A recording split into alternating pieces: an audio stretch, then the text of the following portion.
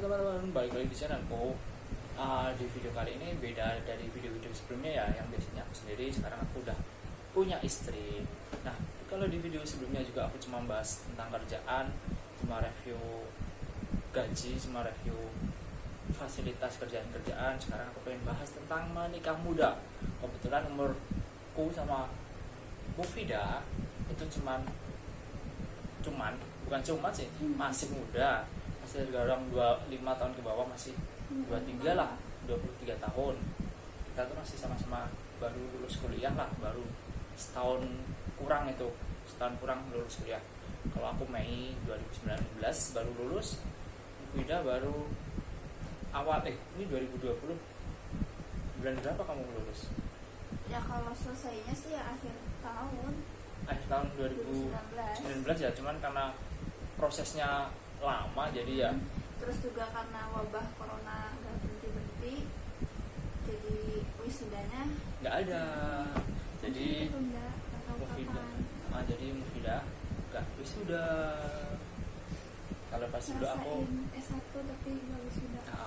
Kalau aku dulu setahun, ini udah Mei ya, setahun yang lalu tuh sudah, dan menikah bulan April kemarin, dan pas corona sih, jadi pernikahannya tuh sederhana banget, cuma keluarga dekat aja yang datang. Itu pun karena jarak kita jauh banget. Gak jauh banget kok, Jawa Barat, Jawa Tengah. Iya kan, lintas provinsi lah, 12 jam, 8 jam. Nggak sampai nyebrang pulau. Iya sih ya, emang, tapi kan jadi keluarga dekatku yang bisa datang. Jadi cuma satu mobil aja sih. Karena kondisinya kan juga Corona lagi juga nggak mungkin kan. Meskipun orang deket juga kalau lagi kayak gini mah kan Iya. kemarin juga ada yang datang, meskipun masih satu daerah di Majalengka, ya. di tempat lahirku. Itu juga sih karena corona ini juga, yang satu wilayah di Majalengka aja susah buat datang. Dan jadi maklumin Karena wabah pandemi corona. Nah, di sini kita pengen bahas enak dan gak enaknya nikah muda. Kita ini baru berapa minggu ya umur kita, pernikahan kita baru 12 April, sekarang 3 Mei ya, 2 mingguan, 2-3 minggu lah, baru 2-3 minggu usia pernikahan kita. Tapi ya masalah itu ya, udah mulai berdatangan. padahal baru nikah. Yang kata orang kalau awal-awal nikah tuh manis-manisnya, ya kalau kita awal nikah udah pahit-pahitnya. Nggak pahit-pahitnya sih banget. ya, nggak segitunya sih, cuman ya udah ada aja yang datang masalah-masalahnya. Kalau aku masih bisa menghadapin. Masa enak gak enaknya? Pertama enaknya, menurutku nih ya, dekat, kita jadi dekat terus. Apalagi sebelumnya kita ini LDR hampir 5 tahun mungkin, dan itu bener-bener LDR, dimana aku cuma bisa nge-WhatsApp, nge-BBM, dan ketemuan pun itu jarang banget, mungkin bisa setahun sekali, 3 bulan sekali lah. Itu kayaknya 3 bulan sekali lah. Itu pun Paling sering 12 kali atau 9 kali akhir-akhir kemarin. Itu pun ketemu tuh sehari doang itu kayaknya, waktu Nggak lama. karena pertemuan yang singkat. karena perjalanannya itu udah jauh, jadi waktu ketemunya tuh habis di perjalanannya. Misal 3 hari nih ya, kita dapat libur 3 hari. Dan itu pas kita masih sama-sama kuliah. Iya. Aku masih kuliah di Malang, dia kuliah di Jogja. Nah, Jogja ke Malang itu kan 8-12 jam lah. Misal dapat libur 2 hari 3 hari itu ya udah jauhnya. Habisnya itu waktunya tuh lama di jalan. Jadi ya ketemu tuh bentar banget. Dan kalau nggak dia yang ke Malang, aku yang nemuin ke Klaten dulu tuh. Nah, yang seneng tuh pertama ya bisa deket terus, tiap hari deket. Terus kedua apa ya senengnya? Senangnya kalau aku ada teman ibadah bareng. Nah itu juga kan, yang suatu pacaran kita nggak bisa sholat ya, aku nggak bisa nggak boleh lah. jadi makmumnya dia aja, nggak bisa ngimamin, tapi Sekarang kita bisa. ya kita bisa sholat bareng. Beda Terus aku juga punya temen Curhat, curhat, bukan curhat. curhat sih, teman Enggak. bercanda, teman jailin, Iya. Jadi ya, teman apa lagi? jadi intinya karena dekat itu ya. Ya, Dekat. Terus apa lagi ya sebenarnya? Ya keluarganya nambah sih. Jadi saudara-saudara muda ini kan jadi saudaraku juga. Terus aku juga merasa mereka itu baik banget sama aku selama aku di Majalengka ini.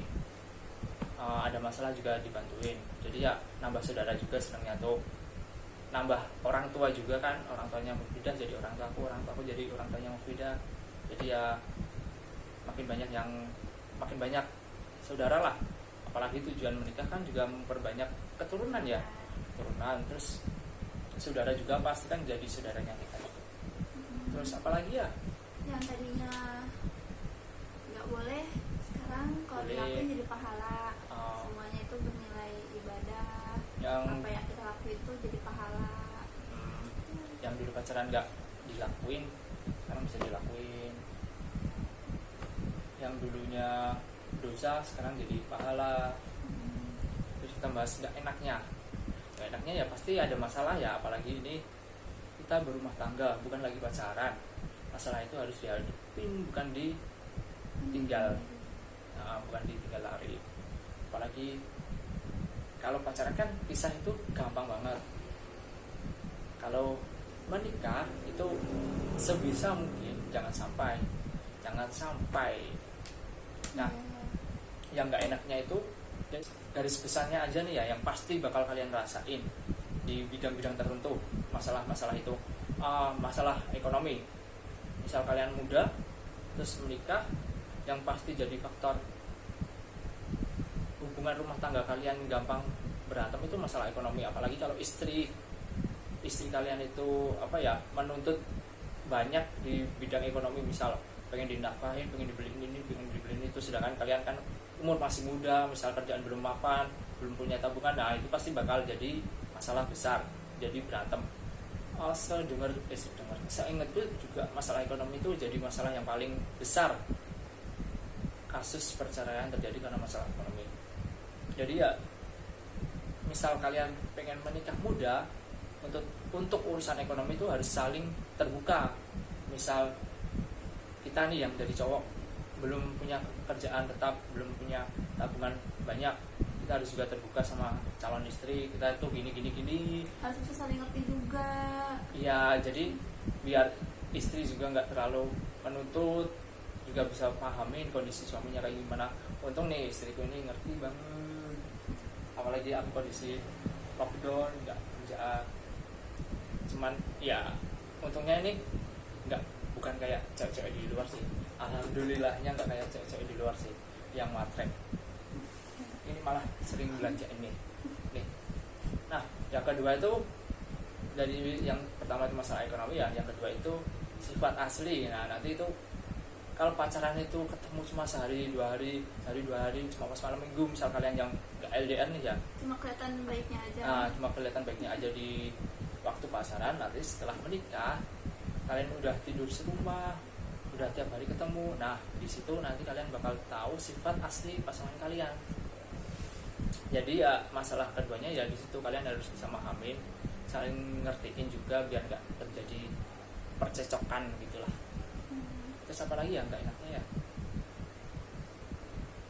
Ya itu sih kadang ada yang masih susah buat saling memahami sifat masing-masing. Jadi kadang nggak ada yang nggak terimaan sama sifatnya gitu. Liriknya Nah, aku kalau misalnya orang nggak yang masih bingung, aku biasanya tuh bingung. Kalau yang gimana ya, intinya mah kalau belum dewasa lah pasti kayak ngadepin kayak gitu tuh nggak bisa, akhirnya ujung-ujungnya cerai. ya. Beda kalau orang yang ngadepinnya aja udah dewasa, tenang, tahu harus kayak gimana. Kalau misalnya ngadepin salah satu pasangannya yang sifatnya nggak sesuai kayak gitu tuh, ya tahu caranya. Gitu aku bingung jelasinnya. Ya udah itu benar, intinya kan harus saling menerima kan. Terus apa lagi ya nggak enaknya ya? Gak enaknya ya berantem misalnya itu udah belum sih, masuk nggak sih? Oh iya, tadi belum ya. Kalau berantem, Ya kalau misalnya kalau dulu kan masih lewat via chat, kalau misalnya berantem ya udah nggak chattingan dulu, blokiran, nanti Ya, setelah ini ya, reda ya. baru deh baikan gitu. Tapi kalau misalnya udah nikah, bedanya kalau berantem ya kita tetap bareng. tidur masih kasur. Itu yang tapi bikin kan gak nggak- nyaman, dan harus tahu gimana cara nyelesain Hadapinnya. masalahnya. Ya jangan terus berlarut-larut. Ada batasannya 3 hari. Kalau suami istri itu nggak boleh marahan lebih dari 3 hari, harus perbaikan.